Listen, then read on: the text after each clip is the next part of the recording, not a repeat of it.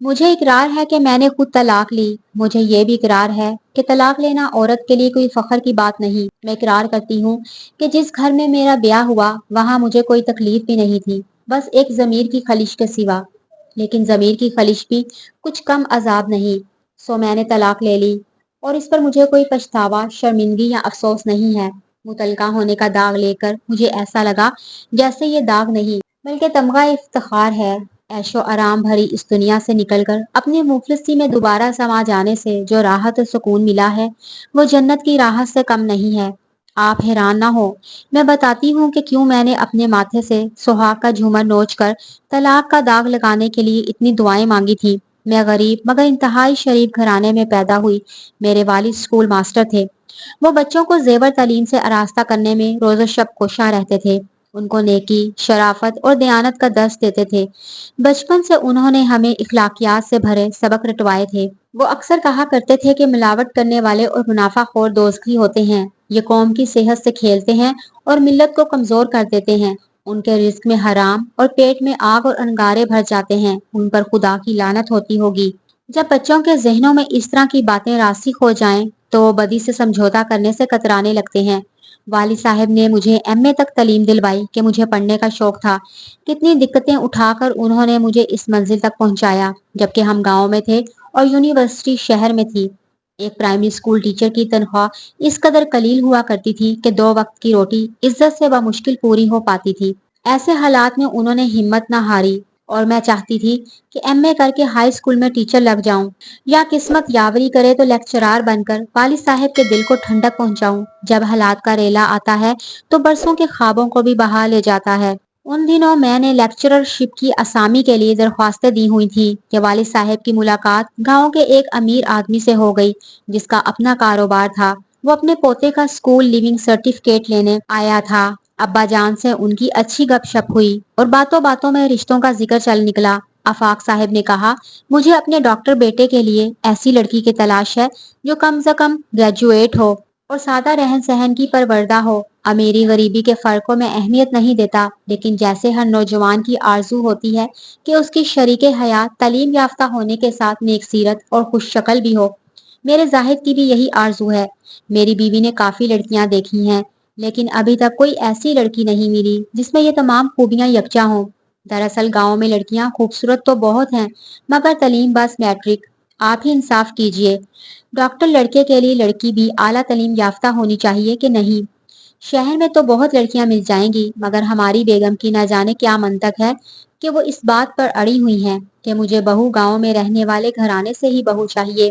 آفاق صاحب کی یہ باتیں سن کر میرے سادہ دل و صاف گو والد صاحب بولے، اگر آپ پسند کریں تو اپنی بیگم کو ہمارے گھر بھجوا دیں۔ میری بیٹی گاؤں کی پروردہ لیکن اعلیٰ تعلیم یافتہ ہے۔ اس نے ماسٹرز کی ڈگری حاصل کی ہے جس کے لیے وہ 2 سال یونیورسٹی کے گرلز ہاسٹل میں قیام پذیر رہی ہے۔ یہ سن کر آفاق صاحب کی باتیں کھل گئیں۔ وہ بولے، رشتے تو نصیبوں سے ہوتے ہیں۔ ہر حال میں آج ہی اپنی بیگم کو آپ کے گاؤں بھیجوں گا تاکہ وہ ایک نظر آپ کی بچی کو دیکھ لیں۔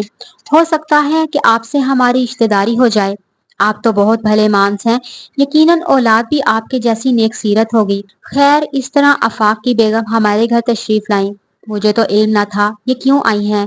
جیسا ہمارے مزاج میں تھا خوش اخلاقی سے مہمان کی آؤ بھگت کرنا، وہ ہم نے کی۔ والد صاحب نے بتایا تھا کہ ان کے دوست کے گھر سے خواتین آئیں گی۔ باتوں باتوں میں مسز آفاق نے یہ بھی بتایا کہ ان کے شوہر کافی اثر و رسوخ والے ہیں اور علاقے کی سیاست دان کے معاونت سے گاؤں میں لڑکیوں کے لیے کالج کے قیام کی کوشش کر رہے ہیں۔ پھر مجھ سے مخاطب ہو کر بولی، مجھے یہ جان کر بہت خوشی ہوئی ہے کہ گاؤں میں رہ کر تم نے ماسٹرز کر لیا ہے۔ انشاءاللہ 2-4 ماہ میں ہمارے گاؤں میں لڑکیوں کا کالج کھلنے والا ہے۔ جو ہی منظوری آئے گی عمارت بننا شروع ہو جائے گی۔ مجھے ان کی باتیں بہت پسند آئیں کہ وہ تعلیم کی اس قدردان ہے۔ بہرحال جب والد صاحب آئے تو امی نے مسز آفاق کی بہت تعریف کی۔ اس طرح جب وہ گھر گئیں تو اپنے شوہر اور لڑکے سے میری بہت تعریف کی، گویا ان کو میں بطور بہو پسند آ گئی تھی۔ گرچہ ایک سفید پوش پرائمری اسکول ٹیچر کی بیٹی تھی، والدین نے سوچا یہ بھی ان لوگوں کی بڑائی ہے۔ باوجود یہ کہ ہماری غریبی ثابت تھی، انہوں نے اس امر کو مسئلہ نہیں سمجھا اور ایک معمولی گھرانے میں بیٹے کا رشتہ کرنے پر آمادگی ظاہر کر دی۔ امی زاہد کا گھر دیکھنے گئیں तो इनकी वसीअ और इस हवेली देखकर हैरान रह गई। क्या दौलत थी, क्या शान शौकत थी। नौकर चाकर थे, गाड़ियां, सुजुकियां, वैगनें थी। हर शय मुंह से बोल रही थी कि दौलत इसी घराने की बांधी है। अम्मी अब्बा को तो यकीन नहीं आ रहा था कि कैसे उन्होंने हम सीधे साधे कम माया लोगों के साथ रिश्ता जोड़ना पसंद कर लिया। खैर, ये किस्मत का लिखा था। जाहिद के साथ मेरी शादी हो गई और मैं आफाक साहब की बहू बनकर उनके गांव आ गई। ये बिल्कुल गैर लोग थे, मगर मुझे उन्होंने पहले दिन से यही एहसास दिया कि मैं गैर नहीं हूँ। अपनाइयत के इस एहसास से 2 माह बहुत सुकून से गुजर गए। फिर रफ्ता रफ्ता इस घर के असरार खुलने लगे। पास पड़ोस से सुनगुन मिली कि पहले ये लोग बहुत गरीब थे, रफ्ता रफ्ता अमीर हो गए। मेरे ससुर साहब 3 किस्म का कारोबार करते थे। एक मीठी छालियाँ बनाने का कारखाना था और दूसरा कारखाना मसालों का था। तीसरा चाय की पत्ती का कारोबार था। इस कारोबार में मेरे 4 देवर भी बराबर के शरीक थे, जबकि मेरे शोहर की एक डिस्पेंसरी थी और वो डॉक्टर कहलाते थे। शादी के बाद मुझ पर इंकशाफ हुआ ये डॉक्टर नहीं है, बल्कि डिस्पेंसर का कोर्स किया हुआ है और करीबी देहात में छोटा सा मतलब चलाते हैं। देहात के सादा लोग इनको सचमुच का डॉक्टर ही समझते थे। साथ ही दवाओं का एक छोटा सा स्टोर भी खोल रखा था, जहाँ से देहाती बेचारे इनके बताए हुए नुस्खों से दवा खरीदते थे। जहाँ मेरे मियाँ मतलब करते थे, वो देहात शहर से सिर्फ 7 मील दूर था। मैं अपने ससुराल में ही रहती थी। मेरे मियाँ हफ्ते में 2 दिन के लिए ही घर आते, बाकी दिन वो अपने मतब पर रहते थे। एक बार मैंने साथ जाने को कहा तो बोले, मैं तुम्हें वहां इसलिए नहीं ले जा सकता कि देहात का माहौल ठीक नहीं है। तुम वहां अकेली नहीं रह सकोगी, क्योंकि मैं तो दिन रात मरीजों में उलझा रहता हूँ। उनका जवाब सुनकर मैं चुप हो गई। हमारे घर के 2 हिस्से थे। एक हिस्से में हम सबकी रिहाइश थी, जबकि दूसरा बड़ा हिस्से में उनके कारखाने लगे हुए थे। कारखाने में उजरत पर मर्द और औरतें काम करते थे। ताहम कुछ काम घर की औरतों के भी जिम्मे थे, जो वो अपने हाथों से सर अंजाम देती थी। जब शादी को 3 माह गुजर गए तो एक दिन मेरी सास ने कहा, दुल्हन, अब तुम ही इस काम में मेरा हाथ बटाया करो। जी अच्छा अम्मी जान, मैंने जवाब दिया। जो काम आप कहेंगी मैं कर दिया करूंगी। अगले रोज जिस हाल कमरे में पीसे हुए मसालों की ढेरियां होती थी, वो मुझे वहां ले गई और बोली, तुम ऐसा करो कि इन 2 किस्म की ढेरों को इतने तनासुब से मिलाती जाओ। बस इतना ही काम है। उन्होंने मुझे नाक ढांपने को खास किस्म की डोरियों वाला रुमाल दिया। मैं नाक मुंह लपेट कर मिर्चों वाली ढेरी के पास बैठ गई और गौर से इन ढेरियों को देखा तो इनमें एक ढेरी सुर्ख मिर्चों और दूसरी रंगे हुए बारीक बरादे की थी। गोया मिलावट का काम हम घर की औरतों को करना था। यही हाल हर मसाले का था। हत्ता के चाय की पत्ती घटिया किस्म की आला क्वालिटी के डब्बों में भरकर ज्यादा दामों में बेची जाती थी। छालियां गली सड़ी, मुजरे सेहत, रंग में रंगने के अलावा स्क्रीन के जहर से मीठी की जाती। मेरा सर चकराने लगा। मेरा जमीर गवारा ना करता था कि ऐसे घटिया कामों में इन लोगों का हाथ बटाऊं, जबकि ससुराल के किसी एक फर्द को भी इस बात का एहसास न था कि दौलत कमाने की खातिर जो वो काम कर रहे हैं किस कदर घटिया और इखलाक से गिरा हुआ है। यकीन करें, जब पहली बार मैंने पीसी हुई सुर्ख मिर्चों में बरादा मिलाया तो मेरे दिल में ठीस सी उठी। दिल और हाथ कांप रहे थे, मगर लब खामोश थे। ससुराल में किसे कहती, ये तो सारा कुंबा ही बिगड़ा हुआ था।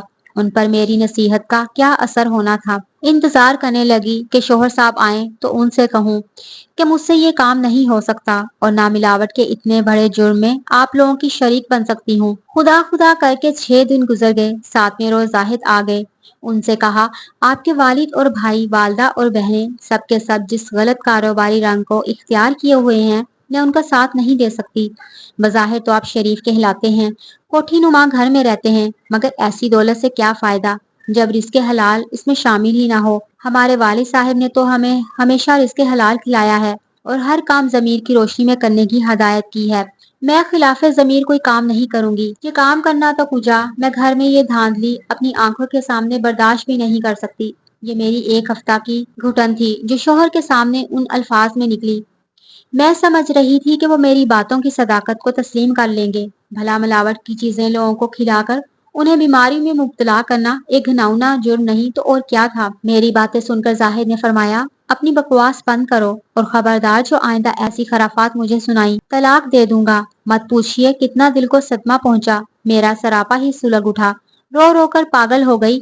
अब तो तमाम घर वालों को मेरी परेशानी का इल्म हो गया और वो मुझे ऐसे देखने लगे جیسے پرائی قوم کا جاسوس ان کے قبیلے میں گھس آیا ہو۔ میں سخت پریشان رہنے لگی تھی، لیکن انہیں میری پریشانی سے کوئی واسطہ نہ تھا۔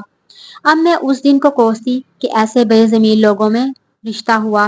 میرے والد بیچارے تو ایک معمولی ٹیچر تھے، اپنی سادگی کی وجہ سے ان لوگوں کو نہ پہچان سکے۔ انہوں نے کتنے دکھ سہ کر مجھ کو ایم اے کرایا تھا۔ سوچتی تھی کہ اسی دن کے لیے یہ لوگ تو صرف دولت مند ہی نکلے، تعلیم یافتہ بھی نہ تھے، کہ کم سے کم میری بات سننے کا ہی ان میں حوصلہ ہوتا۔